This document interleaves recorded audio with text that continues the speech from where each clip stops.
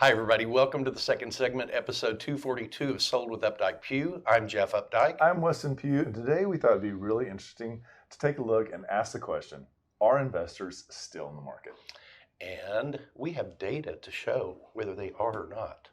We have data, but we also have, so the data that we're going to talk about is like national, Yes. correct? Yes, it is. And so we're not going to burrow into what is happening local, but I can say just in the closings that we had last month and the closings that we've had this month, we are doing transactions with investors right now. Yes, absolutely. And they are, I am excited to say that the investors that we have been working with are putting quality forward. And I would agree. I think that, your data is going to support this, but the people that just wanted to turn a buck and turn it fast have been sifted out of the market. Yes, they have. It's so easy for people to spot, even if they're not, like seasoned homeowners. It's so easy to spot the bad ones from the good ones. And it's not always. Sometimes it's just a sense of it. Mm-hmm. Like stuff all of a sudden starts to add up. You're like, oh, it's just cheap. They just went too fast. They didn't care about the quality and what's going to happen in 6 months. So on our first slide, one of the things you're going to see is that in the second quarter, there was this notable 45% decrease in investor home purchases compared to that same period in the prior year. This decline exceeds the 31% drop in overall home sales, marking the most significant decrease since 2008.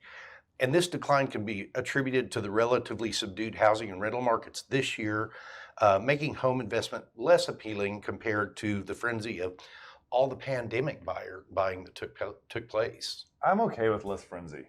Yeah. I have to say that up front. I am okay with that. If things want to slow down and let everybody catch their breath and reset, yes, I'll take a little bit of that.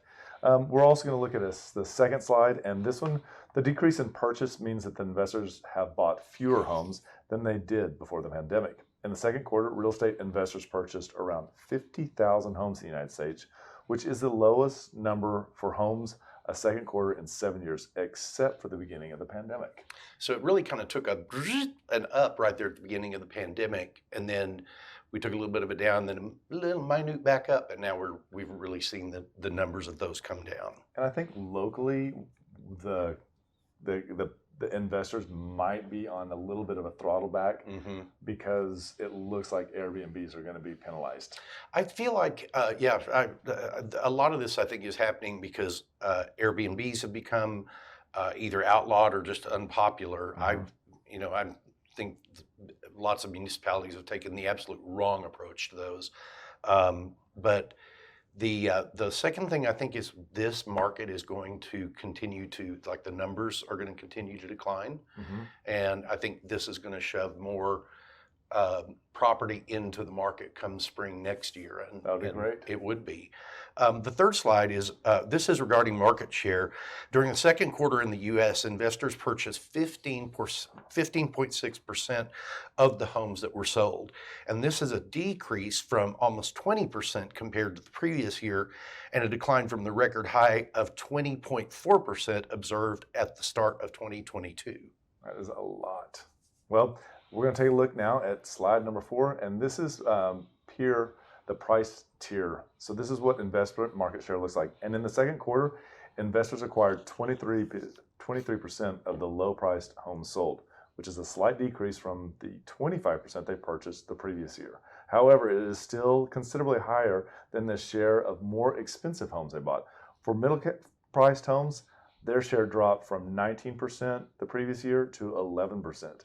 In the case of high-priced homes, their shares decreased from 16 to 14% year to compare earlier. And this is kind of a hard slide to really understand because, again, it is national numbers. They've broken, this is talking about the price points that investors bought in. Low price, obviously, like in our market, I would say the low end price is going to be anything under 400.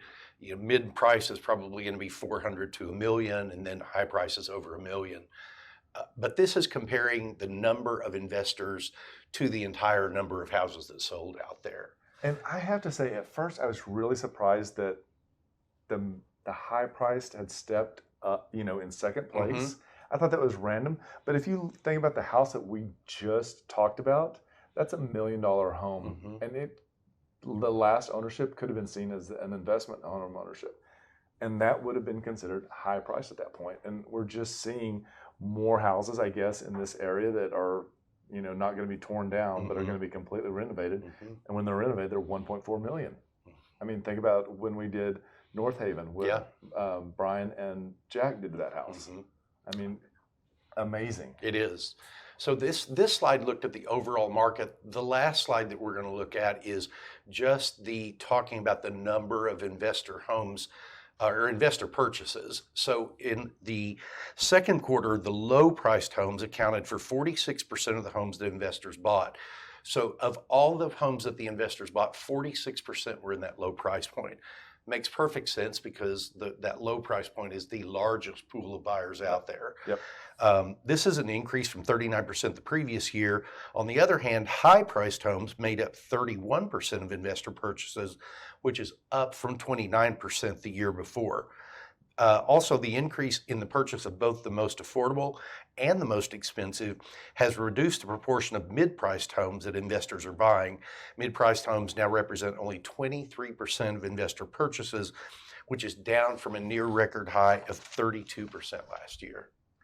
32%, that is off the charts. To me, it's like that. It's like the middle price point is just getting squeezed and squeezed. We were showing earlier this year, we were showing one of my good friends from high school a house that was a duplex, and we all thought it was a little bit overpriced given the condition that it was in. We just said, we're going to pass on it just because it was a complete investment property, and it actually went for $75,000 over all cash. Wow! So it's still a very interesting market. I think that those four-leaf clovers, when they show up, or those unicorns, you really have to be ready to act and act fast on them. I agree.